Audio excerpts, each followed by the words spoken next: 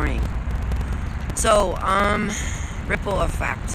How one thing leads to another. You have, kids at home, parents, they want to close down the schools, and then parents are eventually going to have to go back to work, or they'll starve, and they'll lose their kids. So, that's one very real problem.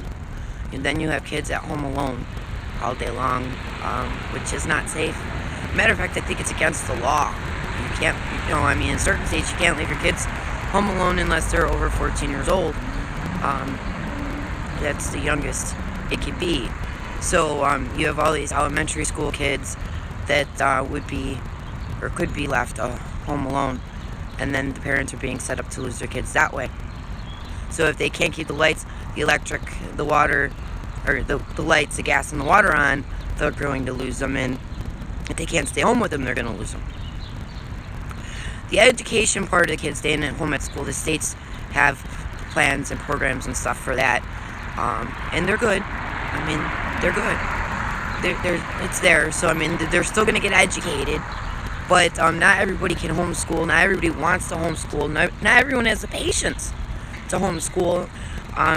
Not everyone has the educational backing to homeschool. And I'm sorry, but that's, it's just, literacy is a problem. And, needs to be worked on.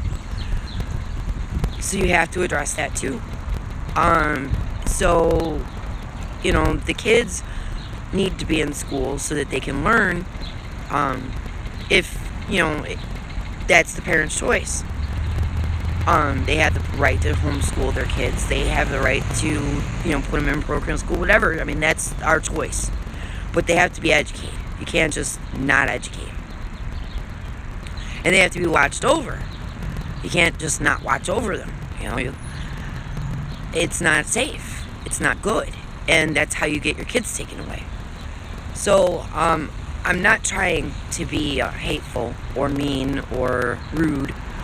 But, part of my case had to do with CPS. And I have to be honest. My dad wanted me to get rid of CPS because they're stealing kids. And they are. They really are. The system is really bad. And I looked over the law, and there were only 3 laws in there that I found that I could question and that I could attack, that were vague and subjective and technically not legal because they were subjective. They've all boiled down to opinion. One person's opinion of how you should live. And that person would be the opinion of the person coming to your house to check on you, who lives in a fancy house. And people shouldn't be judged because of their furniture or their worn out floors, stuff like that. And, if you ever taken care of a house, if the floor is dirty, the whole house looks dirty. It's just the way it is. It drives me nuts, but that's just the way it is. So, and that's why it drives me nuts, actually, if the floor is dirty. So, the thing of it is that you have all these different issues that people aren't thinking about. They threw all caution to the wind and they got scared. And I understand they got scared, but there comes a point in time when you have to stop being scared. The realistic thing is a lot of people are about to lose everything. And I don't think that's funny. When you're looking at losing everything, sometimes you can stop from losing everything. Sometimes you can try and save as much as you can and fix it, and sometimes you can't.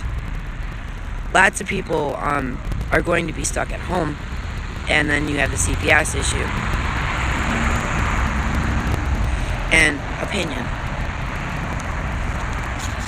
Opinion, doesn't really matter. It's all based on fact. That's what court's all about.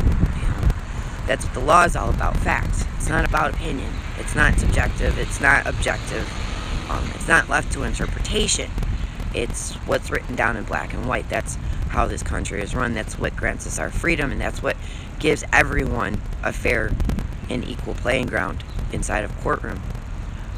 When you start adding in your interpretation of the law, or you add in your opinion of how you think things should be, you create an unlevel and unequal playing ground. And then there is no equality of the courts which is a constitutional matter. So all these things have to be taken into consideration, and for whatever reason they weren't. And the life insurance policies is what I was told was a big reason, and so was my case. It was going to change things for the country, but not in a bad way, in a good way. And things would have had been done the right way, and not based on opinion, but actually on fact. You can't walk into someone's house without a warrant, and you can't take their kids away without a warrant or a court order, and you have to obtain those things legally and follow all legal avenues to obtain them. Now we're at a point where some of these situations are they're going to be pretty bad. The government gave us $1,200, and you have to be realistic. $1,200 doesn't go very far, even if you get a tax check. A lot of people's bills are a lot more than that. It's probably not going to be enough to sustain them. You also have to think about people who live in houses that are all by themselves, who don't get a tax check, or maybe old. Then on top of that, you have CPS issues. Should there be one? Should there not be one? Well, there has to be something. There has to be something. You can't not have one, okay? You just can't. I've thought about it and thought about it and thought about it. I don't see a reasonable way to not have CPS. I think in the beginning it was probably created because there was so much abuse. People were beating their kids, and the police had to do something with the children. They go from one house to the next, call after call. Kids are getting beaten and starved and abused, and they have to have a recourse. They have to have a way to place those children in the good homes, even if it's temporary. I'm sorry, but abuse exists, and it can be very severe. The other option would be to let the kids stay there and be abused and die. And why would you do that when you could create a new future for that kid? The things that we go through when we're young, we often repeat. So if you want to stop the cycle of abuse, they view it as that's one way to stop it and to try and help them. However, it's being misused, and it's being abused. I've gotten reports, and I've seen reports of people complaining about money for kids. It pays the foster parents, but won't help the families to keep some families together when they should. Just because you're poor doesn't mean that you're abusing. But it does add to it sometimes. Sometimes it does. Not everyone can stay as calm as I did. What I'm trying to say is people don't have money to pay their bills, a lot of times they become hateful and resentful towards their kids. Not everybody wants to stay home. Not everybody wants to be around their kids 24 hours a day. Some people look at parenting as a chore. Okay? Some people complain about it like it's a bad thing. And that's sad. It's a shame. And I don't understand it. I don't understand it at all. I just don't. It makes absolutely zero sense to me. None. None at all.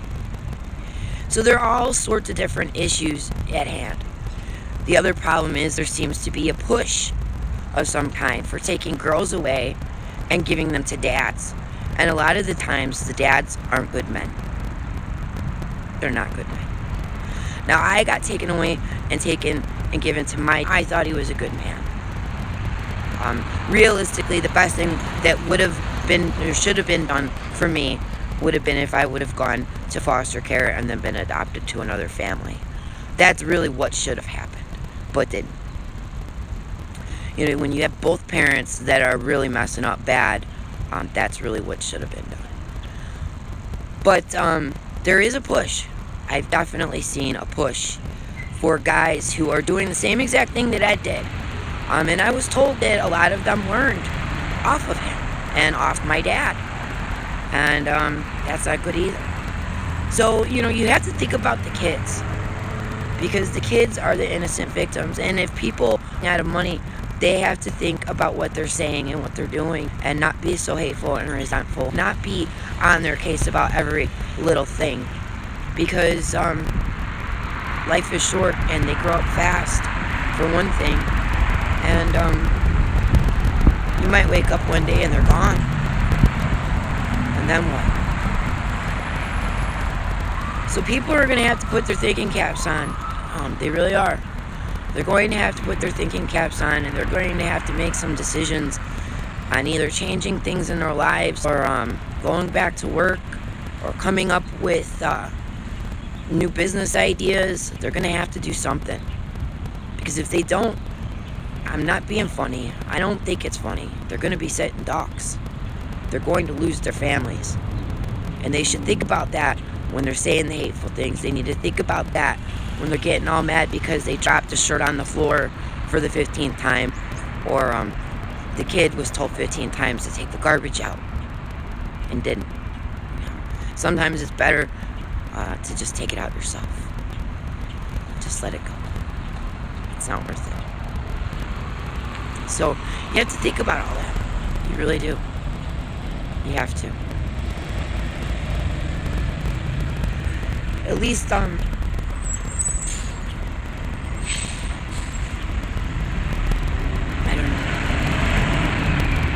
But this is not good. CPS is being misused. And the kids in CPS are being abused. And there are a lot of parents out there, good parents that miss their kids. But there are a lot of bad parents out there too. And I've been on both sides. I've been falsely accused, and I've been the abused kid.